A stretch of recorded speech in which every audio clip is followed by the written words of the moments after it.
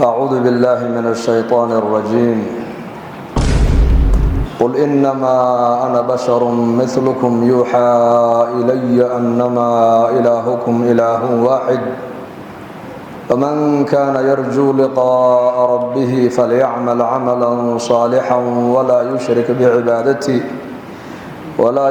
بعبادة ربه أحدا. وقال تعالى لقد كان لكم في رسول الله أسوة حسنة لمن كان يرجو الله واليوم الآخر وذكر الله كثيرا. وقال تعالى قل إن كنتم تحبون الله فاتبعوني يحببكم الله ويغفر لكم ذنوبكم والله غفور رحيم. وقال تعالى وإنك لعلى خلق عظيم. وقال تعالى وإن تطيعوه تهتدوا. وقال النبي صلى الله عليه وآله وصحبه وسلم كل أمتي يدخلون الجنة إلا من أبى.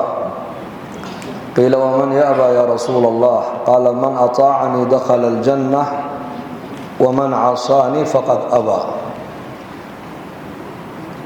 أو كما قال عليه الصلاة والسلام. الحمد لله. nolosheenan adduunyada aan joogno waa inay macallin yeelato weeyaan. qofka hadduu macallin u lahayn oo qofkaasi nolosha adduunyada wuxuu ku dhammaysanayaa rafaad iyo dhibaato iyo khasaare iyo halaag. ilaahay waxa uu innaka inoo doortay macallimiintii adduunka timiday macallinkii ugu fadliga badnaa iyo ugu qiimaha badnaa waa nabigeennii udgoona calayhi salaatu wassalaam. afdalu mucallimin buu ahaa, mucallim dad wax baray, macallinkii ugu akhlaaqda wanaagsanaa, ugu qiimaha badnaa, ugu fadliga badnaa buu ilaahay ka dhigay nabigeena calayhi salaatu wassalaam. ilaahay sunnadiisa waxaa ka mid ah nebiyada ilaahay markuu soo dirayay kama dhigin malaa'ig, bal waxa uu ka dhigay bashar.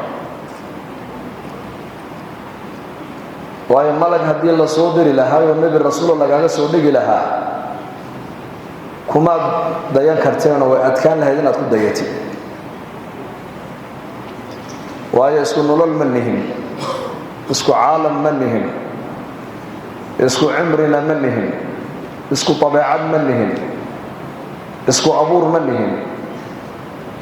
waa malaa'ig. khuliqat almalaa'ikatu min nuur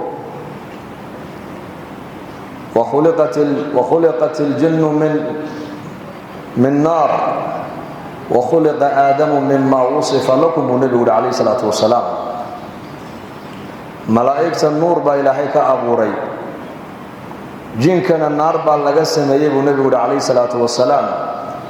آدم وآبهنا وحا لغا أبوري وحي لغو صفيه قرآن كو إني قشاقي با لغا سميه النبي آدم خلقه من تراب وفي آية أخرى خلقه من طين. إلهي بشيء دوبا لغا سميه الرب لسكو جنجي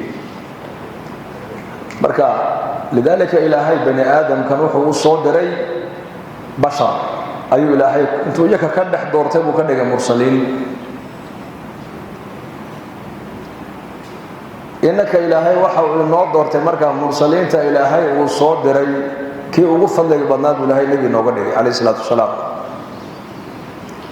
markaasaa ilaahay wuxuu ku safeeyey nabigeena inuu yahay shakhsiga khalaa'iqda basharka ilaahay abuuray shakhsiga ugu qiimaha badan leh inuu isagu yahay.